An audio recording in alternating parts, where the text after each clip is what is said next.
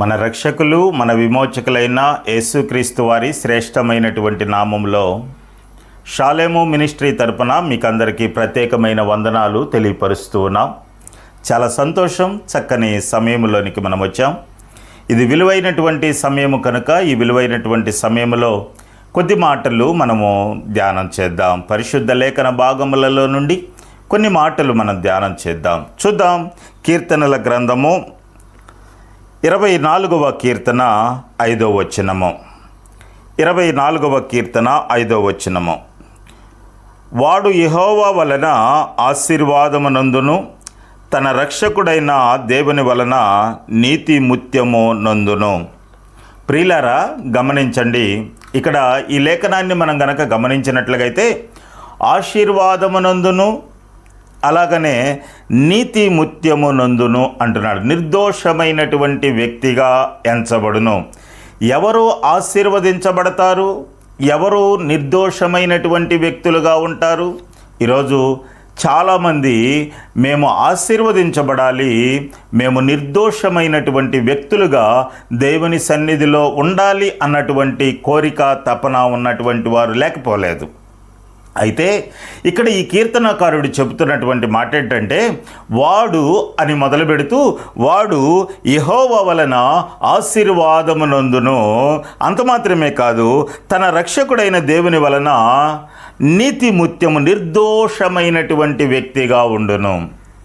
నిజమే ప్రియులారా, ఎవరు ఆశీర్వదించబడతారు, ఎవరు నిర్దోషమైనటువంటి వ్యక్తులుగా ఉంటారు అని లేఖన భాగాల్లో కొన్ని విషయాలు మనం గనక ఈరోజు గనక మనం గమనించినట్లయితే పై భాగంలో 4వ వచనంలో ఇలా అంటున్నాడు. చూడండి, 4వ వచనాన్ని నేను చదువుతున్నాను. వ్యర్థమైన దాని యందు మనస్సు పెట్టకాయు, కపటముగా ప్రమాణము చేయకయు, నిర్దోషమైన చేతులను శుద్ధమైన హృదయమును కలిగి ఉండువాడే. 4 విషయాలు ఇక్కడ మనం చూస్తూ ఉన్నాం ప్రియులారా. గమనించండి. ఎవరు అంటే వ్యర్థమైన దాని యందు మనస్సు పెట్టనటువంటి వాడు. రెండవ మాట చెప్తూ ఉన్నాడు, నిర్దోషమైనటువంటి చేతులు కలిగినటువంటి వాడు. మూడవది మనం గమనించినట్లయితే కపటముగా ప్రమాణము చేయనటువంటి వాడు. 4వది మనం గమనించితే శుద్ధ హృదయము కలిగినటువంటి వాడు. 4 విషయాలు ఇక్కడ చెప్పబడుతున్నాయి. వారు ఆశీర్వదించబడతారంట, నిర్దోషమైనటువంటి వ్యక్తులుగా ఉంటారంట. నేను మొదటి మాటను మీకు జ్ఞాపకం చేస్తున్నాను. ఇక్కడ అంటున్నటువంటి మాటే, వ్యర్థమైన దాని యందు మనస్సు పెట్టక ఉండేటటువంటి వారు ఆశీర్వదించబడతారు. ఏంటి వ్యర్థము? వ్యర్థమైనటువంటిది నీ మనస్సు వ్యర్థమైనటువంటి దాని మీదకి వెళ్తుందా? మేలుకరమైనటువంటి దాని మీదకి, ప్రయోజనకరమైనటువంటి దాని మీద నిలుస్తుందా? ఒకసారి మనం ఆలకిస్తే ప్రసంగి అంటాడు, ఇలా అంటున్నాడు. 1వ అధ్యాయము ప్రసంగి గ్రంథము 1వ అధ్యాయము 2వ వచనములో ఇలాగ రాయబడి ఉంటుంది. వ్యర్థమని ప్రసంగి చెప్పుచూ ఉన్నాడు. వ్యర్థము, సమస్తము వ్యర్థమే. సూర్యుడి కింద నరుడు పాటు అంతటి వలన వారికి కలుగుచున్న లాభమేమి? సూర్యుడి కింద నరుడు పడుతున్నటువంటి ప్రయాస అంతా కూడా వ్యర్థమే. భూమి మీద జీవిస్తున్నటువంటి మానవుడు ఉదయం మొదలుకొని సాయంత్రం వరకు తన ప్రయాస ఎలా ఉంటుందయ్యా అంటే, నా బిడ్డలు ప్రయోజకులను చేయాలన్నటువంటి ప్రయాస, నా బిడ్డలకు సంపాదించి పెట్టాలన్నటువంటి ప్రయాస, భూములు కొనాలన్నటువంటి ప్రయాస, బంగారమును కొనాలన్నటువంటి ప్రయాస, ఎన్నో ప్రయాసలతో మానవుడు పయనం కొనసాగిస్తూ ఉన్నాడు. కానీ ప్రసంగి అంటున్నటువంటి మాట ఏంటంటే, వ్యర్థమైనటువంటిది ఇదంతా కూడా, సూర్యుడి కింద నరుడు పడుతున్నటువంటి ప్రయాస అంతా కూడా వ్యర్థమే. కానీ దేవుని లేఖన భాగం సెలవిస్తూ ఉంది, వ్యర్థమైనటువంటి దాని యందును మనసు పెట్టకుండా ఉండాలి. 5వ అధ్యాయంలో మనం గనక చూసినట్లయితే ప్రసంగి గ్రంథంలోనే 5వ అధ్యాయంలో 10వ వచనంలో ఇలాగ రాయబడి ఉంటుంది. 5వ అధ్యాయము 10వ వచనము. ద్రవ్యమును అపేక్షించువాడు ద్రవ్యము చేత తృప్తి నొందడు, ధన సమృద్ధిని ఆపేక్షించువాడు ధనము చేత తృప్తి నొందడు. ఇది వ్యర్థమే. ద్రవ్యమును ఆశించేటటువంటి వాడు, ధనమును ఆశించేటటువంటి వాడికి దాని మీద తృప్తి కలగడం లేదంట. అందుకే ప్రసంగి అంటున్నాడు, ఇది కూడా వ్యర్థమే. ఈరోజు ఈ వాక్యం వింటున్నటువంటి సహోదరి సహోదరుడా, వ్యర్థమైనటువంటి దాని మీద నీ మనసుందా? ప్రయోజనకరమైనటువంటి దాని మీద నీ మనసుందా? ప్రభువు మీద నీ మనసుందా? పరుల మీద నీ మనసుందా? ఒకసారి ఈ వాక్యం వింటున్నటువంటి మనకి మనముగా పరీక్షించుకోవాలి.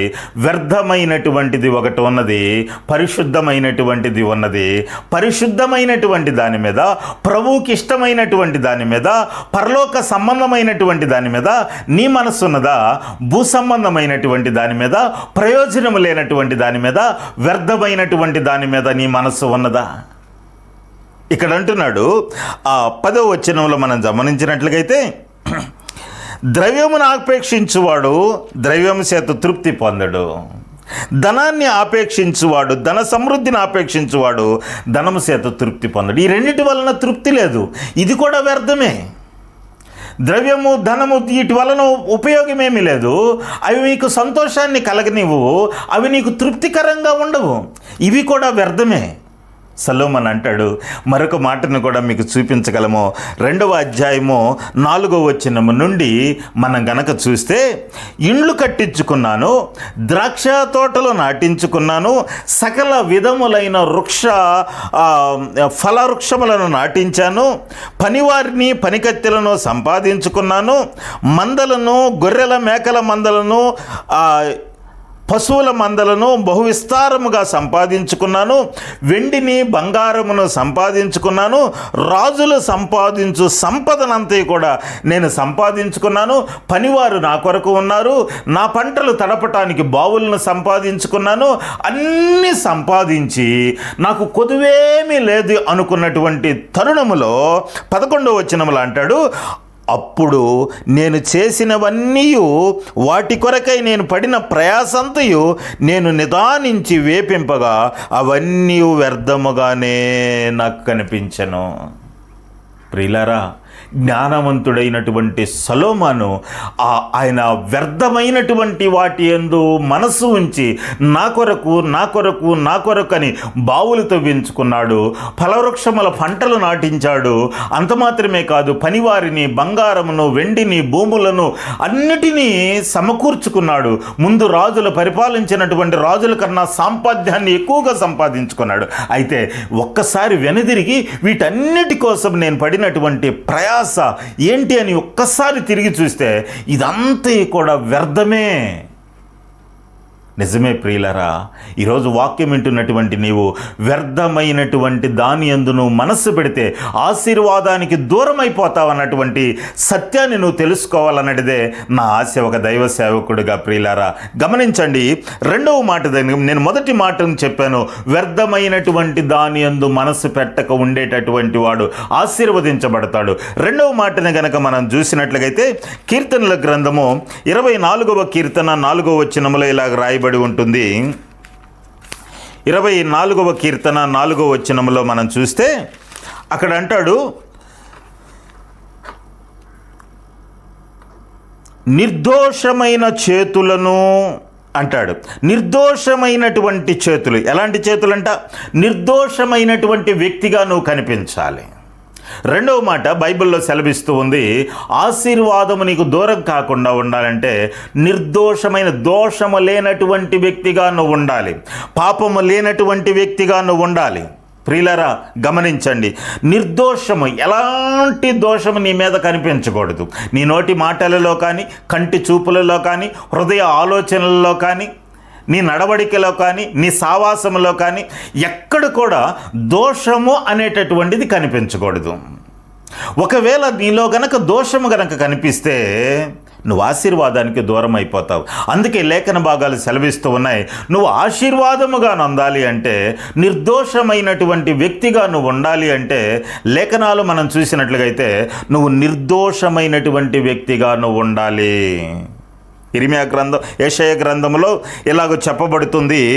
33వ అధ్యాయము 15వ వచనములో, 33వ అధ్యాయము యెషయా గ్రంథము 15వ వచనంలో మనం చూసినట్లుగైతే ఇక్కడ ఒక మాట, చక్కని మాట రాయబడుతుంది. నీతిని అనుసరించి నడుచుచు యథార్థముగా మాటలాడుచు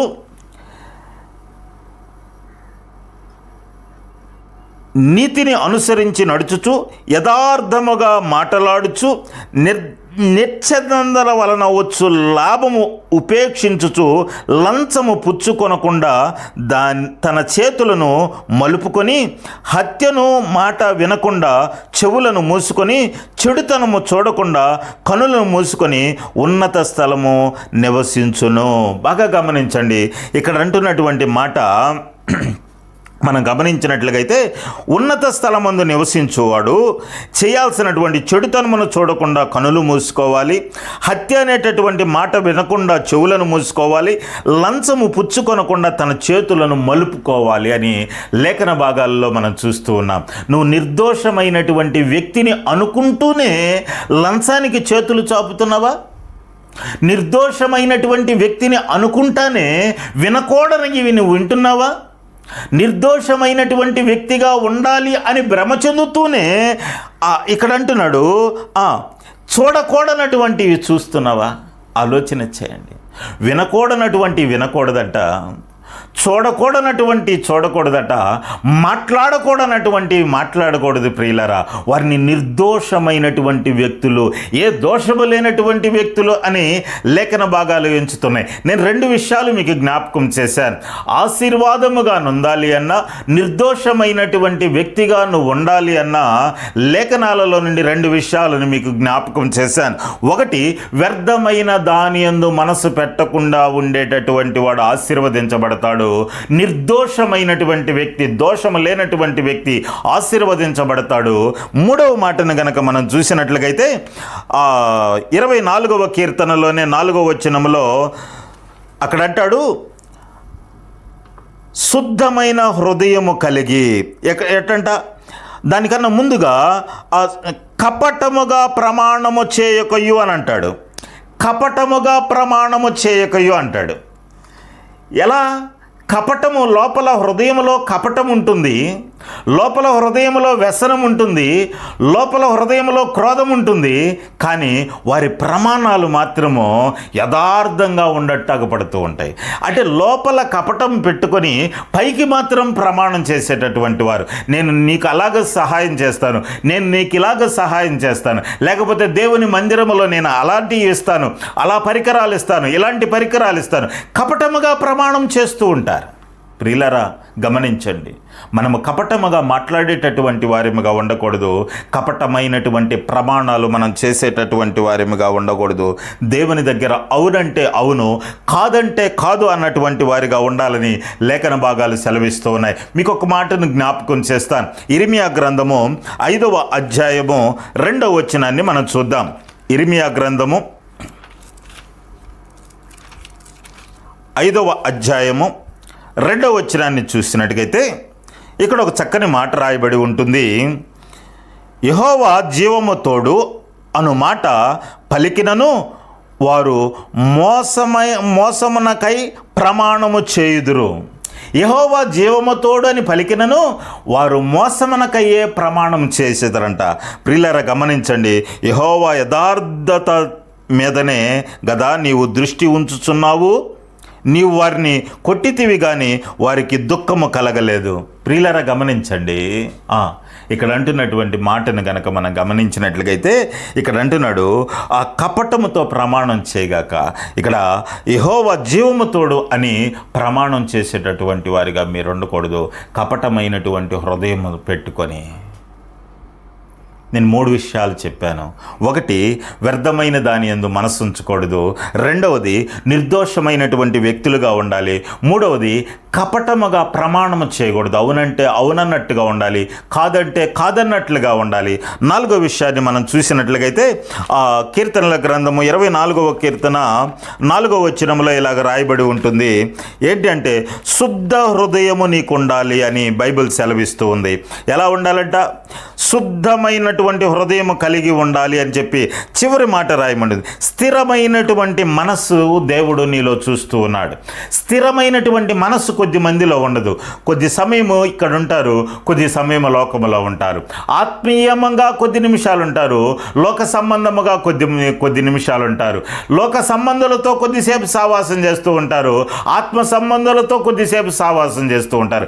కానీ స్థిరత్వం అనేటటువంటిది వీరిలో ఉండదు. ఒకవేళ నీలో గనక స్థిరత్వం లేకపోతే నువ్వు ఆశీర్వాదానికి దూరం అవుతావు అన్నటువంటి సత్యాన్ని నువ్వు గ్రహించాలి. ఇక్కడ అంటున్నటువంటి మాట శుద్ధ హృదయం కావాలి. ఇర్మియా గ్రంథం 4వ అధ్యాయం 14వ వచనములో గనక మనం చూసినట్లుగైతే, యెరూషలేమా నీవు రక్షింపబడినట్లు నీ హృదయములో నుండి చెడుతనమును కడిగి వేసుకొనుము. ఎన్నాళ్ళ వరకు నీవు దుష్టాభిప్రాయము కలిగి ఉందువు? బాగా గమనించండి. యెరూషలేమా, పరిశుద్ధమైనటువంటి జీవితము జీవిస్తున్నటువంటి ప్రజలారా, నీ హృదయములో నుండి నీవు రక్షింపబడినట్లు నీ హృదయములో నుండి చెడుతనమును కడిగి వేసుకో. మొట్టమొదటిగా శుద్ధ హృదయం కావాలి అంటే మనలో ఉన్నటువంటి చెడుతనమును కడిగి వేసుకునేటటువంటి వారిముగా ఉండాలని లేఖన భాగములు సెలవిస్తూ ఉన్నాయి. ప్రియులారా, గమనించండి. ఈరోజు ఆశీర్వాదకరముగా మన జీవితాలు కొనసాగాలి అన్నా, నిర్దోషమైనటువంటి వ్యక్తులుగా మన జీవితాలు కొనసాగాలి అన్నా మనము 4 విషయాలు మనము చూడగలిగాం. 1, వ్యర్థమైన దాని యందు మనసు పెట్టకుండా మనం ఉండాలి, ఆశీర్వాదకరంగా మనం జీవిస్తాము. నిర్దోషమైనటువంటి వ్యక్తులుగా మనం ఉండాలి, ఆశీర్వాదకరంగా మనం జీవిస్తాం. అంత మాత్రమే కాదు, కపటముగా ప్రమాణము చేయవారముగా మనం ఉండకూడదు, యథార్థముగా ప్రమాణం చేసేటటువంటి వారిగా ఉండాలి, ఆశీర్వాదాన్ని మనం అనుభవిస్తాము. 4వది మనం చూసినట్టుకైతే శుద్ధ హృదయం కలిగినటువంటి వారిగా, పాపమును కడిగి వేసుకున్నటువంటి హృదయం కలిగినటువంటి వారిగా మనం ఉన్నట్లుగైతే మనం ఆశీర్వాదానికి వారసులం అవుతాము.